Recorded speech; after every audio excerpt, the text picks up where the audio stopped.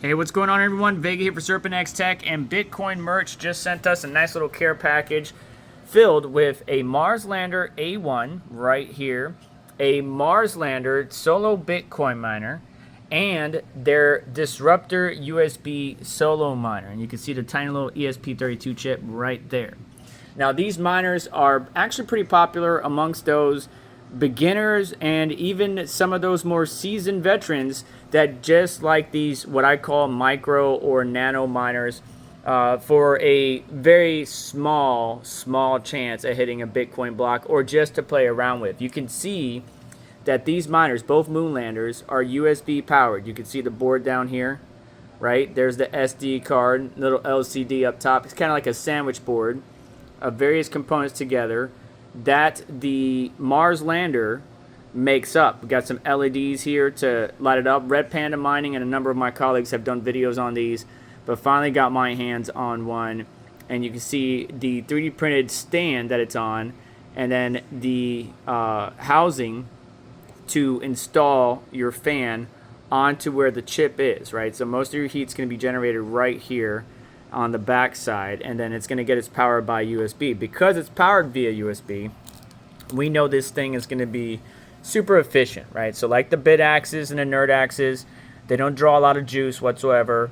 And if you have a group of these all together, including the Disruptor, right, with a USB stand, you can have 5, 10, maybe 12 of these all on one USB hub, hashing away towards one goal. What's very popular with these USB miners is actually the Litecoin ones. I know a lot of people that are still looking for them because I don't think they're made anymore. And it would be nice for a manufacturer to make some script USB miners again, brand new, because trying to find a used one is hard. But back to looking at the Mars Lander. This one's the solo Bitcoin miner. You can see this one says Compact F and that one says Compact A1.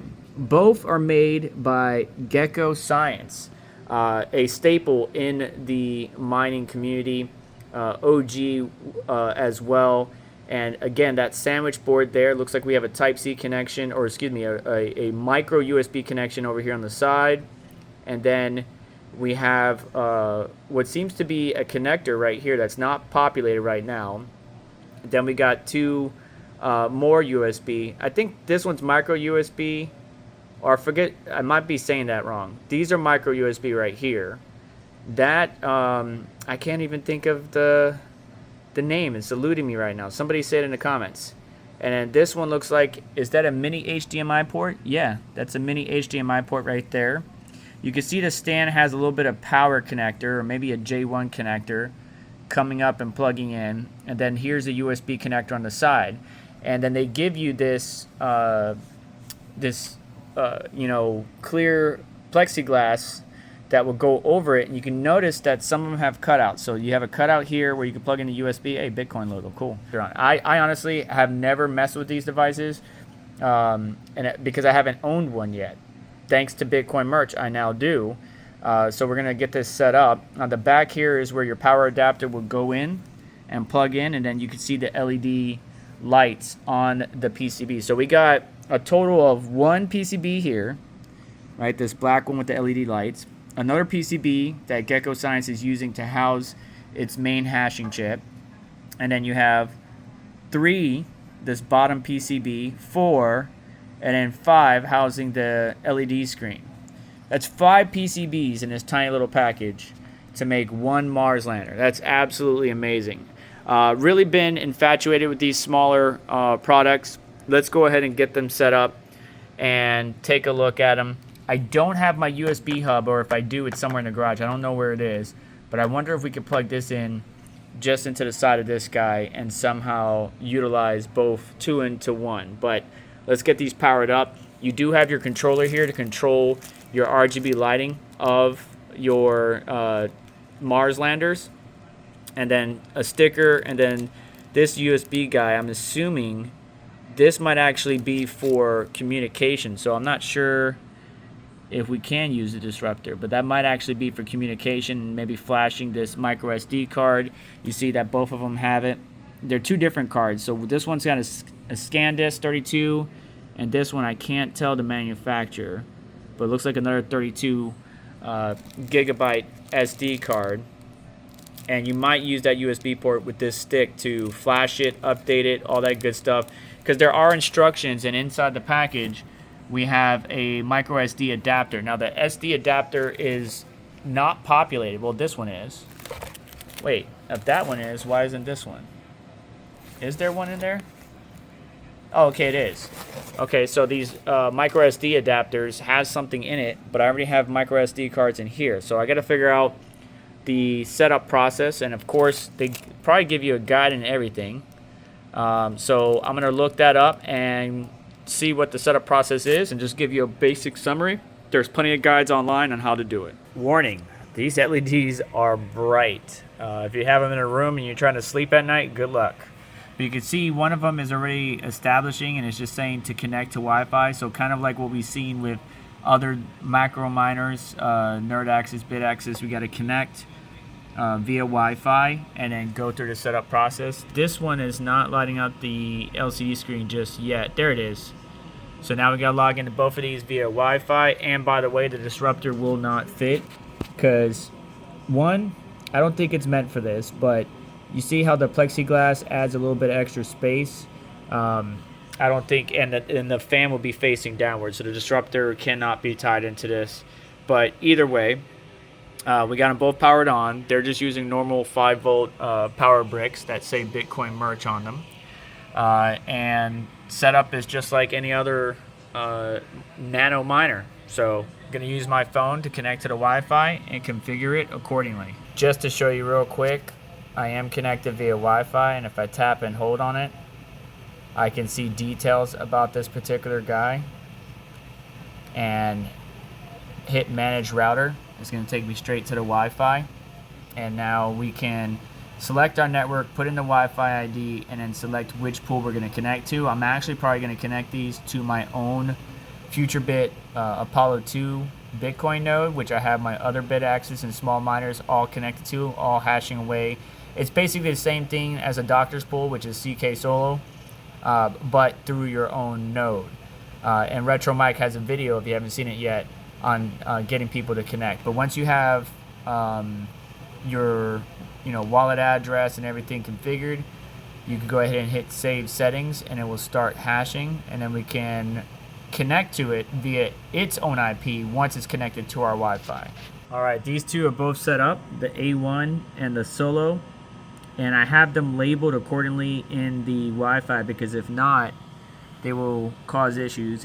The screens are going to rotate, showing you, blocks found, the price of Bitcoin, the hash rate, which should level off, and we still got to do the Disruptor. But yeah, the screen's just going to continue to rotate, hash rate climbing up, showing you the IP, showing you a little animation, letting you know if you hit a block. If you hit a block, it's a really cool message that displays. You can find it online, what it shows or what it does when you hit a block. That would be really cool. But I don't think the price of Bitcoin was correct, or at least what it showed. Well, no, that is the price of Bitcoin, 107,000 right now. Okay, block value, excuse me, 337,000. Yeah, 337,000. I thought I was saying that was the price of Bitcoin. That'd be awesome, but that's not what the price of Bitcoin is right now. So hash rate climbing up on the A1. Still waiting for the Solo X to climb up. Let's go plug in the Disruptor and see what's up. Some cool little stickers, by the way, that comes with the packaging. Got a little Squirtle here with some Bitcoin. The information in here, tells you about everything. If it's not showing any hash or anything, get the SD card that's out. That's what these extra SD cards are for. But I got 2 micro SD cards in one, so I could always just take one out and put in a new one. Gives you all the instructions, peel off the film, make sure it's connected or near Wi-Fi. You don't want to put it too far. QR code for instructions if you need to scan that for the Mars Lander V2 instruction manual. Some SD card guidance, some if damage guidance, some display concerns, hash rate concerns, so on and so forth. But we got everything we need. This is an adapter, so if we need to install the micro SD card into here, we could. I don't need this because I have a dongle, but it is available for you. And again, I got a micro SD card with mine already, so I can use this or that to flash or update, and we're good to go. I do need to get these controllers going because I want to turn the lights to a different color. And now that we got the Disruptor in hand, let's make sure, first of all, that it's not going to pull too much juice for a normal front panel USB port on a desktop computer. All right, sounds like wifey just got home, but guys, I do want to say that you don't want to really plug these into your front panel of your computer. That's USB 2.0, which is like 4.5 5 watts. This needs 15 watts. So you either get the USB adapter that kind of like sits on your desk for only one disruptor, or there's some USB hubs that you can plug these into. I need to find one suitable for this. So instead, I came over here to my room where I have like a Logitech like USB extender. This is what you could use to connect your keyboard or mouse to. And it seems to be powering the device just fine. The real question is, can it work? And I think this is connected. Yeah, so this GN Cube is connected to that, and I wonder if that's going to rob its power, so I'm going to turn that off.